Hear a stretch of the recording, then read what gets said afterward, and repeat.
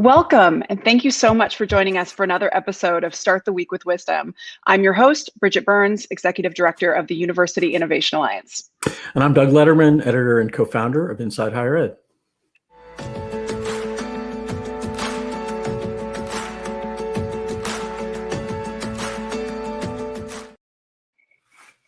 Each week, I team up with a different journalist to have a conversation. Actually, most of the time, I just team up with Doug to have a conversation with a sitting college president or chancellor to understand what it's like to navigate this moment, to try and elevate a positive conversation on a Monday morning so you don't have Sunday scaries, and to hopefully impart a bit of wisdom from their perspective as you're navigating your career and you're navigating the week ahead. So that's why we call it Start the Week with Wisdom. And I don't really want to let anybody else have this gig, so that's why I keep doing it. This week, we're welcoming Marcy, who is retiring this summer after 10 years as president of Dominican University of California.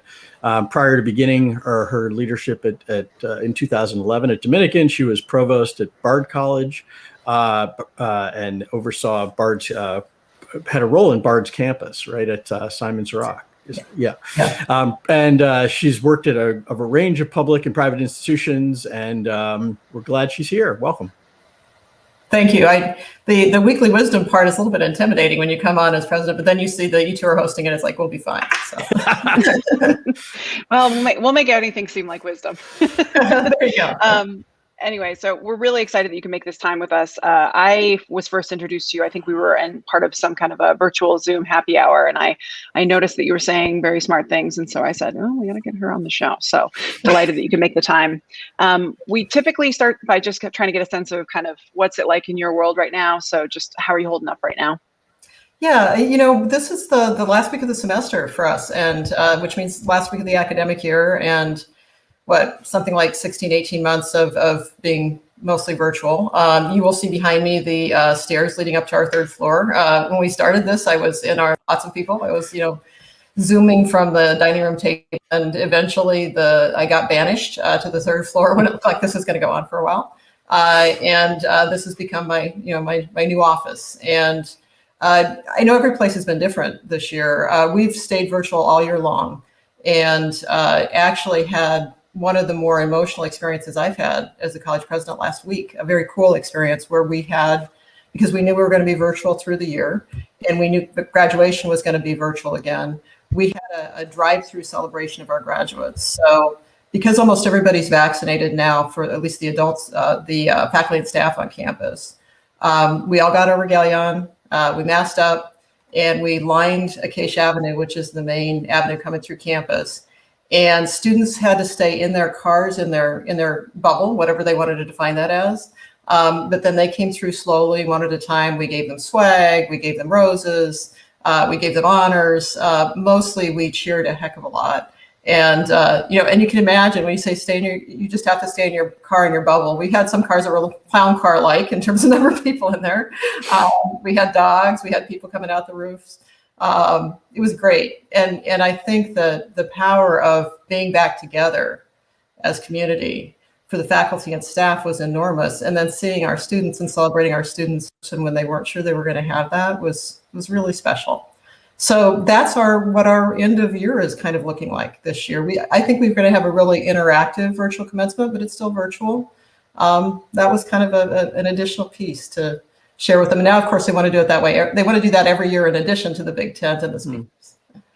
So thinking about, this is your commencement as well. And I'm curious how you feeling about that? What's going through your head, and sort of what kind of reflecting does that have you doing on your time as at Dominican? And I'm sort of guessing that maybe you're done with college presidencies. I don't want to assume anything necessarily, but how you're thinking about sort of your time as a campus leader. Yeah, it's a really bittersweet time. It's really powerful, actually. So thank you for asking. I suspect I am done with the presidency as well. I don't know for sure, but I've said that not all presidential years are dog years, but some are pretty doggish in terms of the time and energy that it takes. And this year was one of those.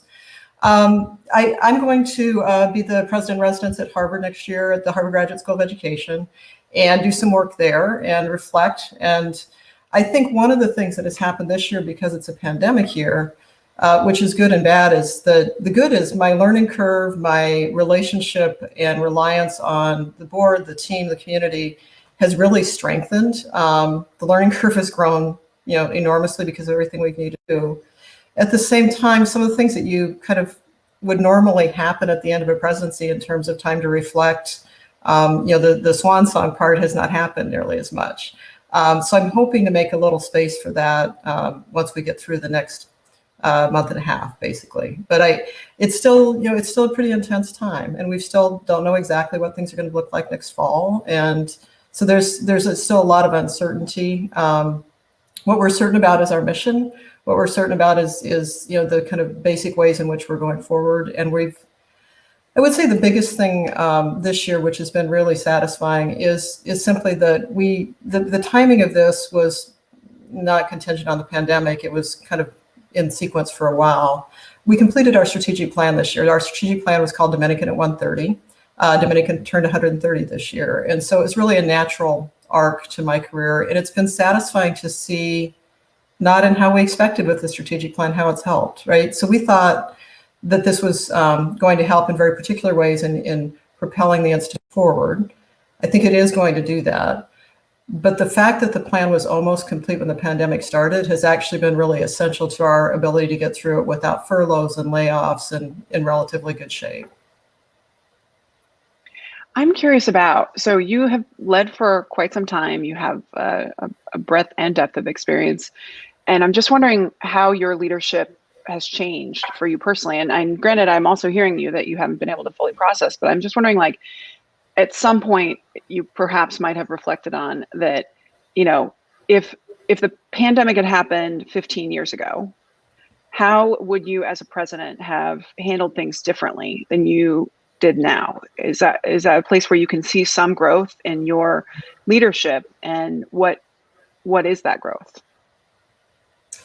It's a great way to think about it, Bridget. I would say, oddly enough, one of the biggest changes was that when the pandemic hit, I had been in leading campuses long enough that I was able to change, if that makes sense. So yeah, there are things that I really understand about myself. For example, I'll give you a very specific example. I've always thought that one of my strengths, I hoped one of my strengths was a tolerance for ambiguity, so that we could gather more information and gather more voices before making a decision. Not needing to be kind of quick, firm decisions, but really more information to optimize a decision. One of the things I learned in the last year, particularly last spring and summer, was that wasn't a great way to proceed. People needed some answers, even if they weren't the right answers. Are you going to be in person or not? What are we going to do with the residence halls? What do faculty need to do to get their courses ready? I mean, all of a sudden, that model that had been, I thought very helpful at bringing people together and optimizing decisions became not optimal. So in a strange way, I'm not sure I would have been comfortable shifting to more to making decisions in what I've described as kind of a 51-49 environment. I wasn't comfortable this year, but I knew I needed to do it. I'm not sure. I think I might have stalled out a little bit more a few years earlier in my career with that. It's really interesting. I guess there are a lot of people, particularly from outside higher education, who think higher education is too committee driven, too governance driven, et cetera, and have sort of looked to the ways institutions acted during the pandemic and said, see, you can do it and it can work. And that certainly, as you just said, was true and probably was necessary. Do you think that either should be or is or should be a more permanent approach, or do you think that there's maybe a middle ground where we're likely to land? Yeah, I don't think the ways in which we made decisions in the, particularly at the onset of the pandemic, are a model for how we'll do them going forward. And when you make decisions at the kind of proverbial point of a gun, that's a little different than the culture of higher education and the culture of shared governance. So yeah, we do have a lot of committees. Yeah, we do have a lot of systems. I've always been more focused on shared governance as practice rather than as structure, if that makes sense. So it seems like you can have, and I'm a political scientist, so I get too nerdy about this sometimes, but you can have the perfect laws, right? You can have the perfect system or structure. It's what it doesn't matter. It's what people bring to the table within that system. So it does matter. I shouldn't say it doesn't matter. It's not sufficient.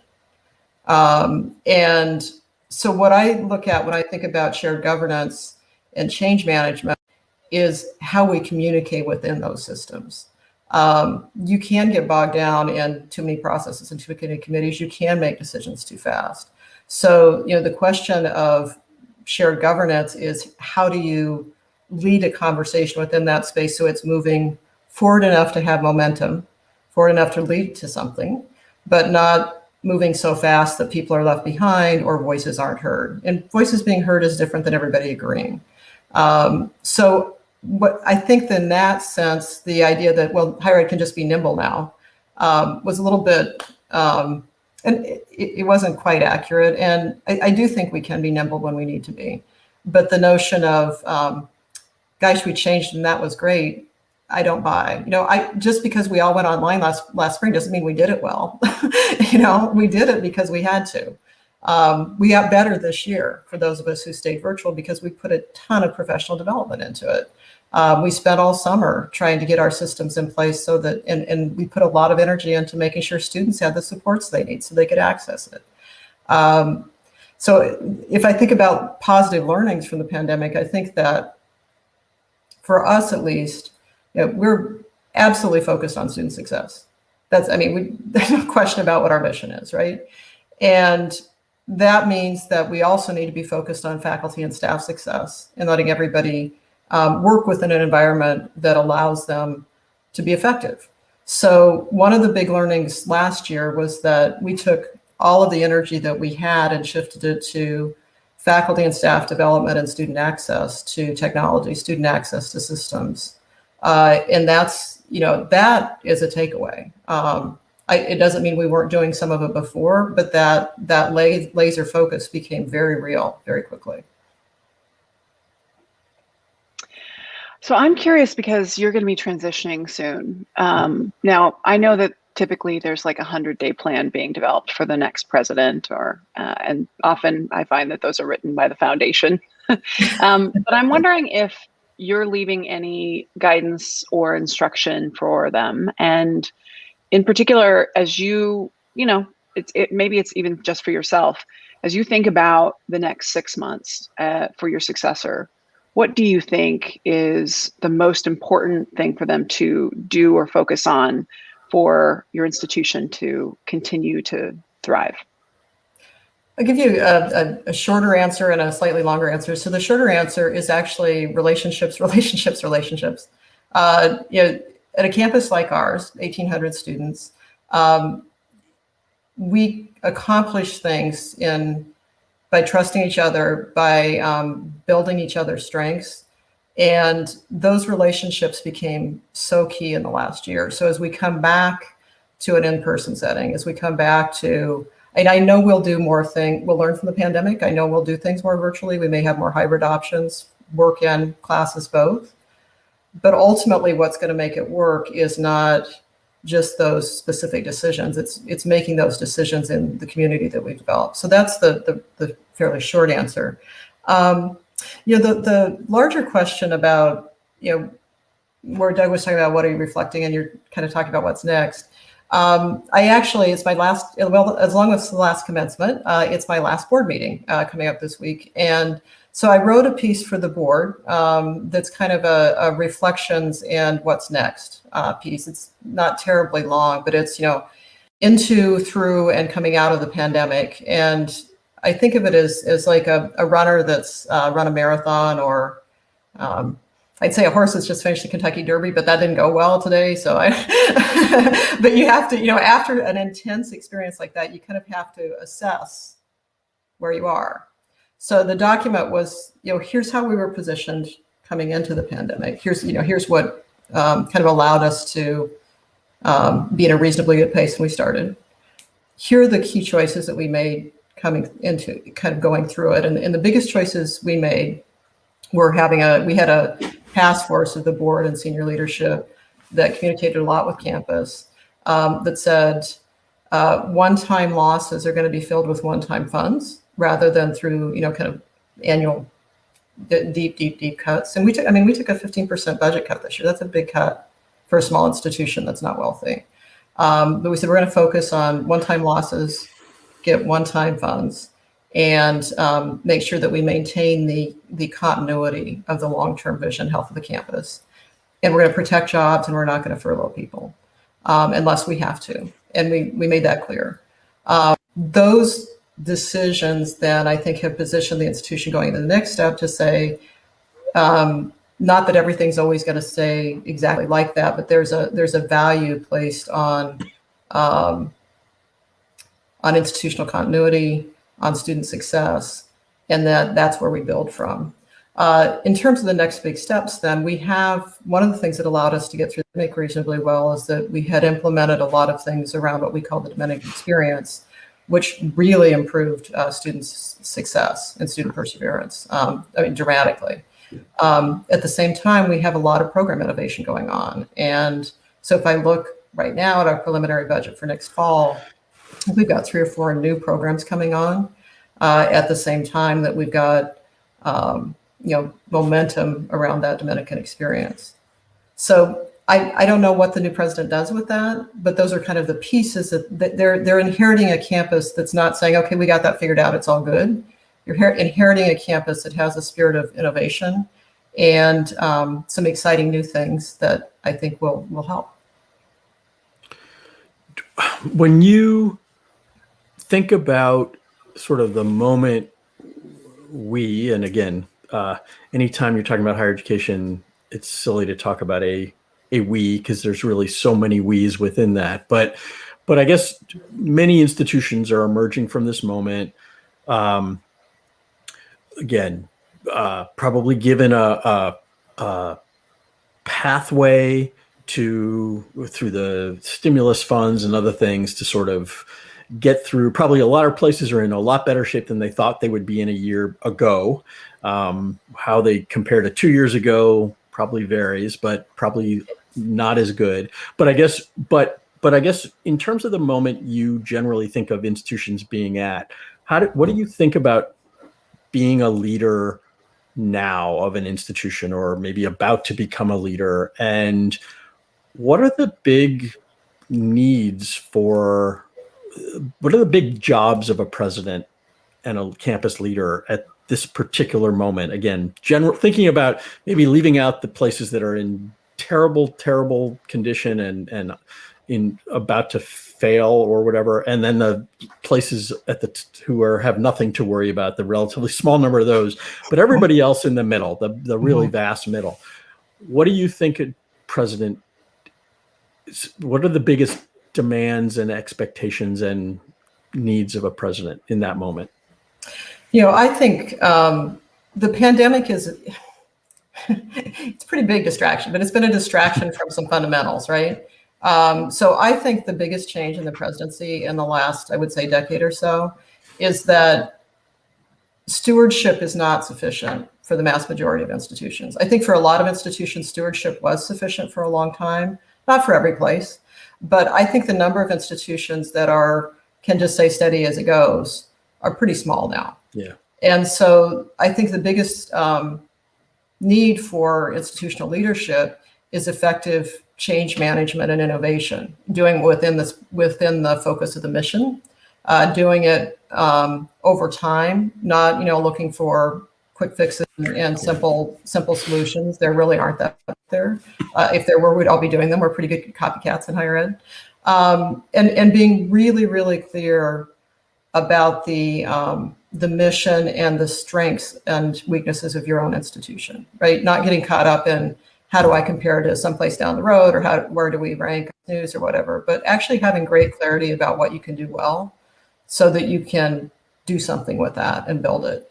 I think that one of the things that can happen in higher ed is that we we see something that works elsewhere and we think we'll just take it wholesale and implement it at our place. Or we did something that works great at another place, so we'll just bring it here. And I know there's a lot of similarities between institutions. I also know that the combination of cultures and faculty and staff strengths differs every place. And it seems to me successful innovation comes from elevating that energy and those voices, and then following it. One of the things that I have been asked many times, I think every president has asked this, and it's one of those questions I was asked enough, I finally started thinking about, what does that really mean? It's like, what's your vision, or where did your vision come from? It's like, not a prophet, don't have visions, right? If I have visions, you should worry. But the vision for the institution comes from the institution. Now, it's different from saying this is, our mission hasn't changed for 150 years and we're always going to teach Latin as a spoken language. It's what is this institution right now and how does it meet the moment? We know student demographics are changing, right? We know students are more diverse. We know there is a racial reckoning that we have to meet that moment. So then you take the institutional strengths, the institutional challenges, and you have them interface with those issues. That's a complex and really interesting task. And it's a conversation that I found is almost endlessly interesting on campuses because people want to engage those issues. If you can find what people have in common on campus rather than what separates them, you get an interesting discussion. That's great. I want to see if we can land the plane on a couple rapid fire questions. And the first was, so the questions I'm thinking about are the best advice that you've received personally that has served you in your career from someone else. The second would be the advice that you most frequently give to people who are interested in the presidency. But lastly, what advice would you give yourself if you were starting over in your presidency? So just giving you a preview, but I'm just wondering, what has been the best advice that you have ever received in your career? It's really trite, but it's really true. This too shall pass. There's such intensity around certain decisions, certain conversations. And I think it's really easy to get bogged down in that and get bogged down in the day-to-day. So looking for the long haul, not that it's all, the good things pass too, actually. So keeping an eye on the long haul is actually taking the long view. I actually wrote a piece about the long view a while back because it seems so important to me.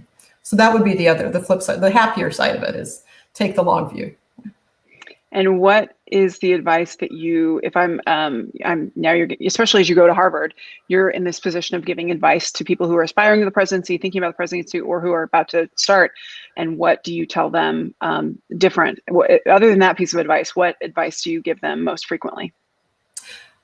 Two things. The first is you have to feel really good about the job, the place, and your fit, because all of that energy that comes with being announced, getting the job, having inauguration goes away. And just like we wear our regalia once or twice a year and it's really flashy, but we don't wear it every day. The trappings that go with the presidency are not the daily part of it. And so you need to have something that you really believe in, care about, and feel good about to be effective at it. So make sure you love the place. Don't just want the job. Make sure that it's the right fit for you. Then you feel like you can make a difference. The second thing I tell people to do, and Bridget, you and I talked a little bit about books. There are several really good books out there. One of the ones that I've used a lot and actually had my cabinet read when I started here is Susan Pierce's On Being Presidential. Because it talks about the presidency in really, I think, in very thoughtful ways.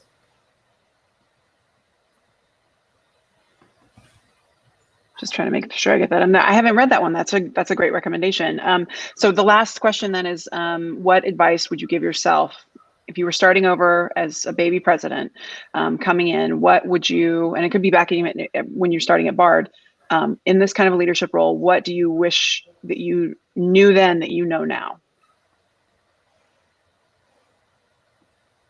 I think that I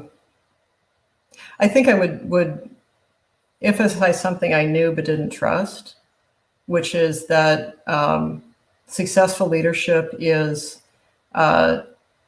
as much about compassion and listening and relationship as it is about grand, bold ideas. And it's great if you can have both. It's great if you've got a team that helps you build both. But I think that especially new presidents often want, and I certainly was among them, you want to have those big victories, right?